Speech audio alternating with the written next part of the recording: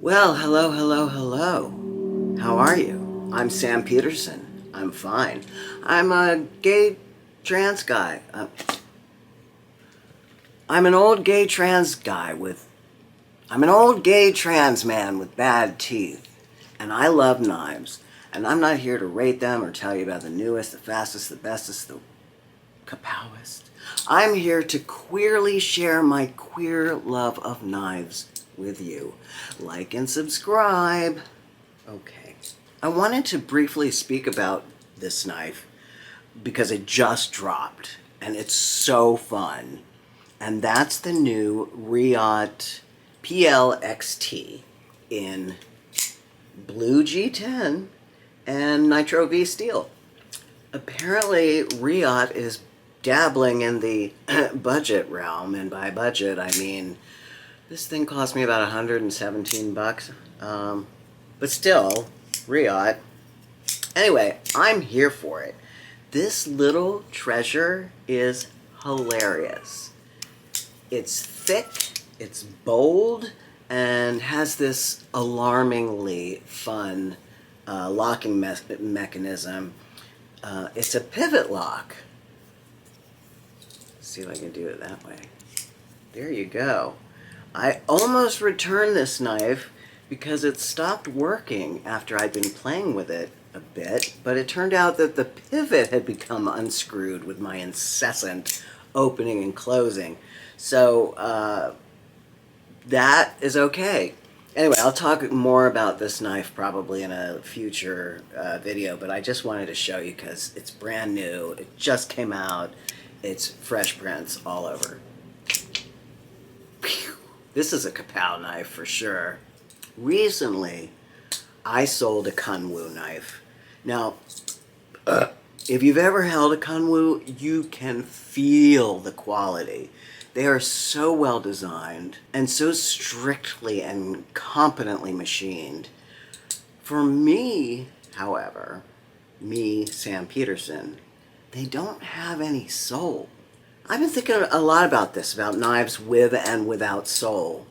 And I'm going to talk about a couple that I've been carrying this week that have a lot of soul. This indescribable thing, that's je ne sais what, that I'm calling soul. Kunwus, as great as they are, just don't have it. And they are fantastic knives, don't get me wrong. I kept the knife I had, which was a compact towel, forever because it was such a great knife. I mean, terrific. It was just dull as nails. Like, if you met an accountant with a plain face but a rockin' bod, like rockin', built, bland, probably boring, that would be a Kunwu. No shade to accountants, I'm just not a numbers guy. But you get the picture, just a very well-built machine. Joyless. Yeah, that's the word, joyless. When I think of knives with soul, one of the first brands I think of, to be honest, is Spyderco. And I have had a pretty, not contentious exactly, but on the fence relationship with them. I found it difficult to get one that really fits me. But the one thing that I could always say about a Spydie is it's got soul. Regardless of how I or you feel about Spyderco, their knives, they have so much joy, so much soul, so unique. Anyway, I've been thinking about this ineluctable, indescribable quality, and a gay blade follower, Eugene Krabs, you heard me right, offered to send me some knives while I'm in the sort of financial doldrums. What a fucking pal. Like, that blew my mind. The largesse, the trust, it's just wow. So this video is for you, Eugene. One of the knives he's entrusted me with is this big beauty here, the Spydie Chef. Now, this is a knife with some motherfucking soul. Look at this guy. So much character, even for a big old chunk of titanium, an LC200N. Eugene, thank you. You may have turned the tide for me on this Spyderco dilemma, you big crab, you. I have so enjoyed carrying this big fella. So enjoyed it. First of all, it has all the qualities that I admire in a kudzu. Kudzu! Ah! You know I live in the South when that's the first thing that rolls off my tongue. Kunwu. But so unique. Look at the flavor. So flavorful.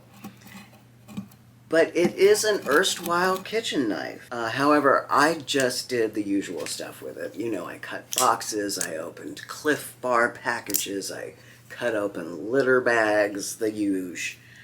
But you can see it's bellied to cut on a board.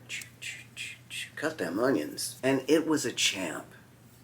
I really got a kick out of this knife. At $300, it is not cheap. So I probably won't be buying one in the near future, except maybe on the secondary market.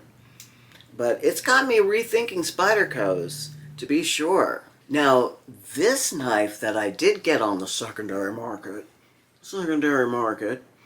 it's from 2022, I think. It's a Carey Turbo from Monterey Bay Knives, the company that was co-created by Ray Laconico.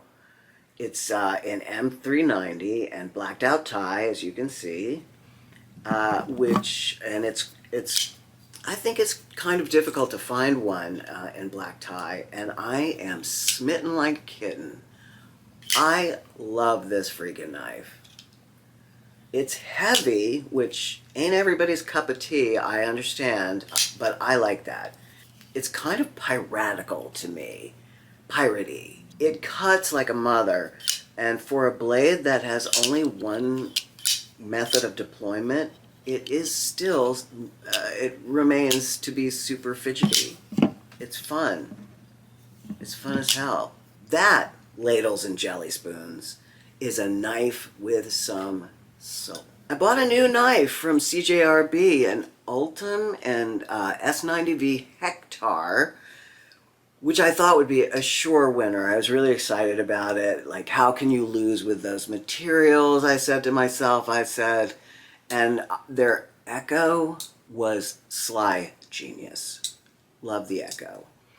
But when it got here, it looked and felt like a cheap-ass toy you'd like get out of a gumball machine or something. The axis lock was cheap. And it was like unchamfered, so it felt really nasty on the fingers and fingertips, and really rough to pull. And it wasn't easy to pull either. Like, the mechanism was just crappy. You can take some great materials, Ultim and S90V, but if the mechanisms of your knife are shit, well, I was deeply disappointed, needless to say. And needless to say, it's been returned. This is why I'm not showing it to you. I like Kaiser because they have a lot of soul. Same with blades, like more expensive blades like TRM or Quiet Carry. Those brands have a lot of soul.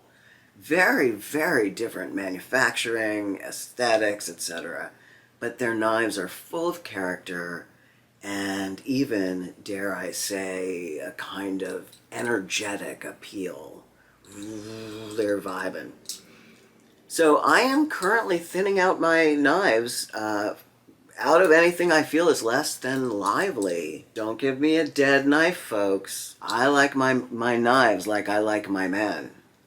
Alive. I love you. Have a great week, and I'll see you next time. Bye-bye.